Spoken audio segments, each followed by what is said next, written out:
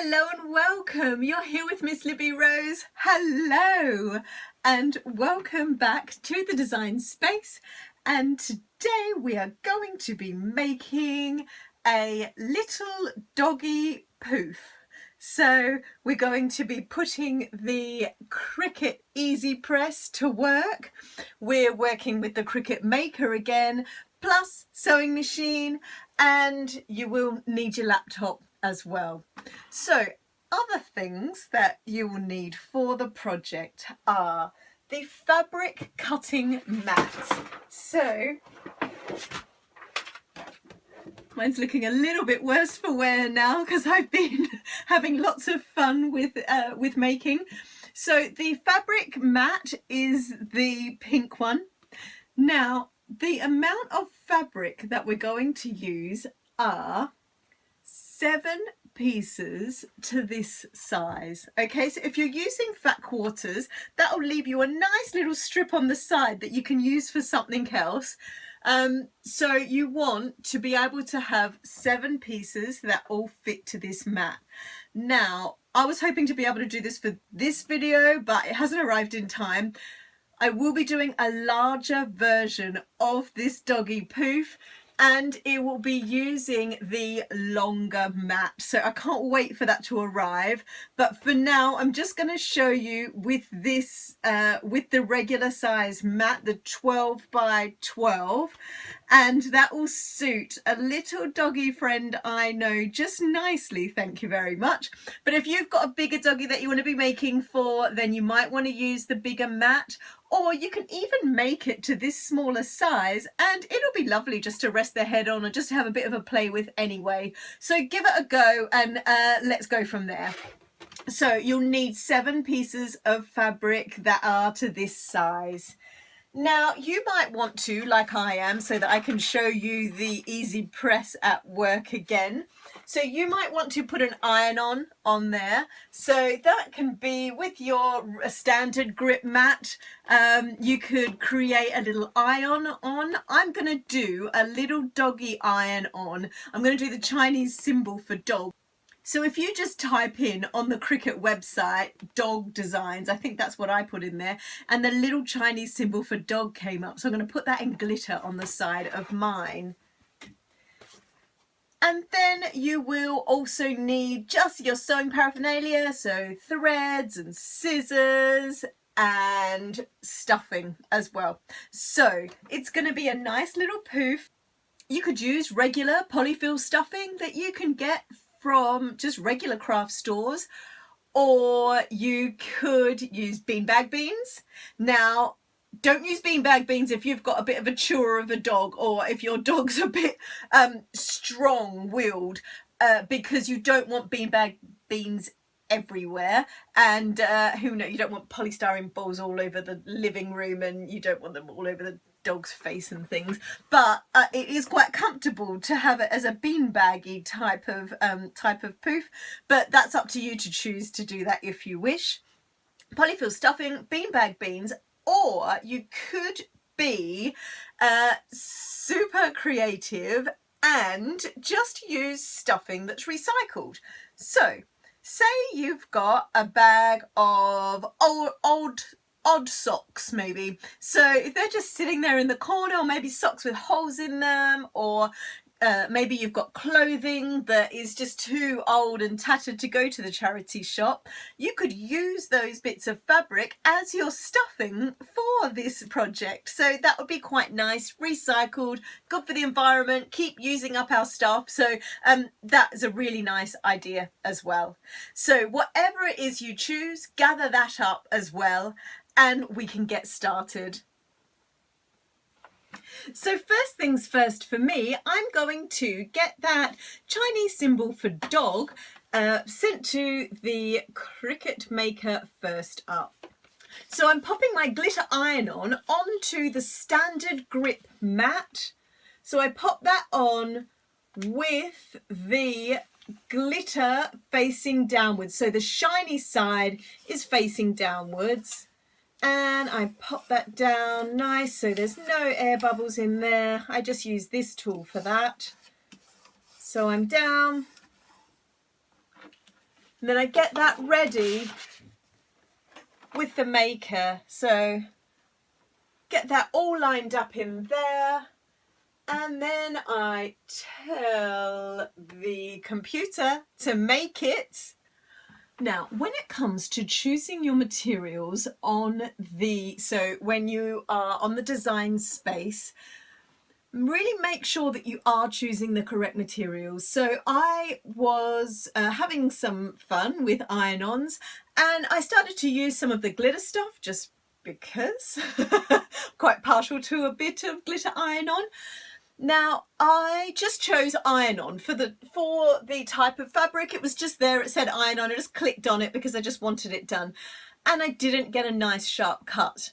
So, and I went through all the things to have a look, something wrong with my blade or all sorts. Then I realized that I hadn't chosen glitter iron-on. Okay, so it's as simple as that. Just really making sure that you choose exactly what you are cutting. So even if it means that you have to go through and find it in another category, if it's not just there, you know, easy access, just, you know, go through and find it, because it's really worth it for a nice clean cut. Okay, so just a little tip there, just to really make sure that you're choosing the right material for what you're using.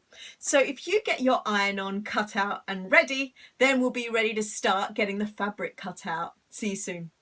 And now that I have completed my doggy iron-on, so my Chinese symbol for dog is done in the glitter, I'm going to change my blade. So now I'm onto the rotary blade that I love to use for the fabrics. Beautiful. I'm just so impressed with that blade. I truly am. I'm going to put this away, pop that in there, and then I'm ready to cut my fabrics. So now we have all of our pieces ready, just making sure that you've ironed on the back and the front and just really made the biggest effort you can to get rid of all of those creases. And now we go to our fabric mat. And I'm going to place the first piece of fabric onto the mat. Now, checking out your fabric direction as well. So I've got all my doggies going one way, so I'm just going to make sure that they stay that way. Okay, so I've got my first piece on, and I'm just going to put that into the maker ready. And then I go to my laptop and I'm going to do 5 octagon shapes, so 5 with 8 sides. And now I have all of my octagons cut out, so the last 2 left are the 2 pentagons to go. So I'm just going to get those cut and we're ready to go. Okay, so now we've got all of our shapes cut out. So we've got 5 and 2, and the iron-on is ready as well. So that's it with the maker. So we're all done using the maker. The only tip that I really give to you now is to always put back on these plastic covers onto the mats. So as soon as you've finished using them, try and get those plastic covers back on them. It stops dust getting on there, and I know that once you start using them, especially with fabrics, then bits of fabric and little threads will go on there, but really just try and keep them as dust free as you can and keeping those plastic on top. So that is, from me to you, big tip there. So I'm done with the maker. Also, I like to just make sure that I put all of my materials back. It's, as crafters, sometimes we are known to be a bit messy in our work. With the, you know, the Cricut has this in mind, and it's just got wonderful spaces for you to put all of your equipment, little tubs up here as well, so it's easy to just throw bits in there, but really keep them all together, because it just sets you back so much time when you're looking around for something. So do pop everything back in. It's a beautiful machine, so you know, really respect it and take care of it. I love it so much. So I'm just going to shut it all down for now. And our next bit of equipment will be the Easy Press. So just prepare your Easy Press and the mat ready. And if you have a think about how your pouff will be, so if you have got you know, different colours, what ones will be where, so think about that for now as well. And the next thing is to pop our iron-on. So I'm going to put it on one of the darker colours because I think it will show up more. So I've got one of the navy blue ones, and I'm going to pop that towards the top rather than the bottom because I think it'll go in a bit of a shape like that. So towards the top is good. And before I go to apply it, I'm going to use my Easy Press and get the fabric a bit warm. Also making sure that nothing's creased up in the meantime. So I'm going to use that to iron that down nice and flat, and it's all nice and warm. Just flip it over on the other side as well. And then I'm ready to apply my glitter iron-on. So I've got my piece and I'm going to pop it towards the top. So fabric's still warm, iron-on in place. Now, I like to keep to hand the instructions that we used for the bag. So when you did the first ever project with the Easy Press, we put the Cricut logo onto the calico bag. I keep those instructions to hand because every time I pop on an iron-on, especially the glitter iron-ons, I just use exactly the same process that I used there. So it was 15 seconds on the timer. And I'm going to bring those degrees down a bit. Right, so now I'm ready and just going to wait for the Cricut logo to go green and then I'm going to press this on. So it's going to give me a little beep once it's ready, so it's at its good temperature, and then I'm going to be ready to iron it on. And I press the Cricut logo so that the timer will start, so that I'll know that I've got my 15 seconds on there. Okay, so I've just had the beep. Now I'm going to apply, so I'm just going to put the iron on there, press the Cricut logo and wait for it to beep again at me. So I've got my 15 seconds and it's coming down now, 3, 2, 1, and it should beep at me about now. So I'm going to take that off and give it a try. Now I'm not pleased that that's going to come off easily, so I'm going to flip it to the back. I'm going to press it again from the back just to give it a little bit more heat. And now I'll see if this pulls off easily. I might let it cool just a little bit. I still want it warm when I'm pulling it off. I'm just going to let that cool a bit. And there we go, it's coming off nicely. Oh, beautiful. Voila. And I've got my glitter dog symbol on there. So for now, I am done with the Easy Press and I'm over to the sewing machine. So what we're going to do is start to put these together. Now we've got 8 sides altogether, but these 3 on the sides are what I'm most interested in. So 1, 2, 3, that's what we're going to be joining. So I put right sides together, I place the one that's next to this one on top, and I'm going to go down this side, 1, 2, 3, just one of the sides, edge of the foot against the edge of the fabric, and that will give a nice little seam allowance, making sure we go backwards and forwards to start. So 1, 2, 3 down this side. And so now I've put 2 of my octagons together, just using the 3 sides, so just the 3 sort of side seams really. And now I open it up, there we go, and I'm just going to sew 1, 2, 3. So it's like side seams, okay?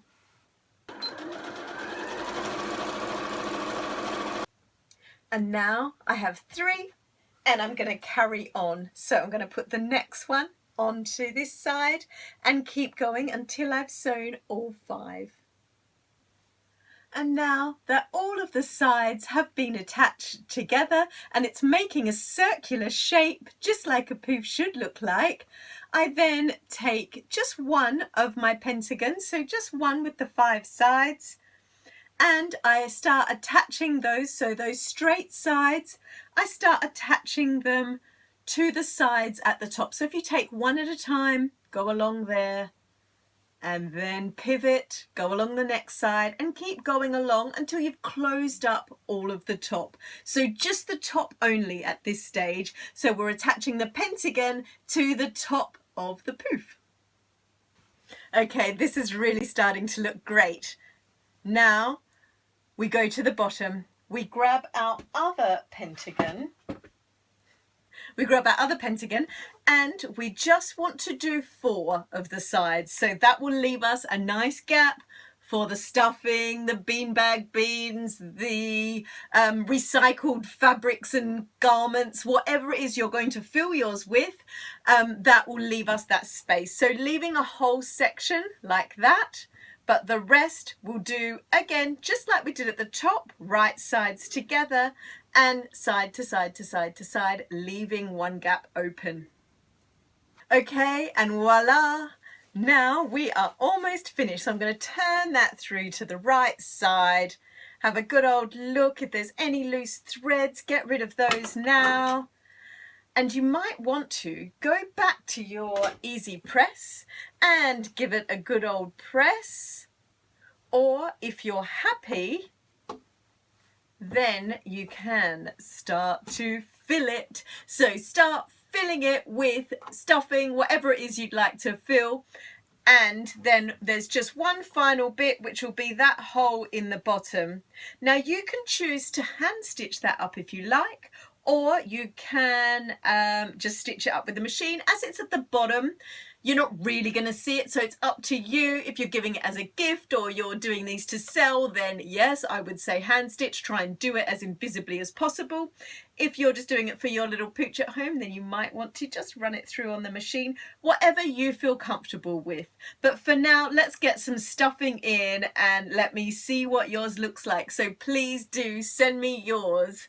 Okay, I'll see you in a bit with mine all stuffed and ready. And voila!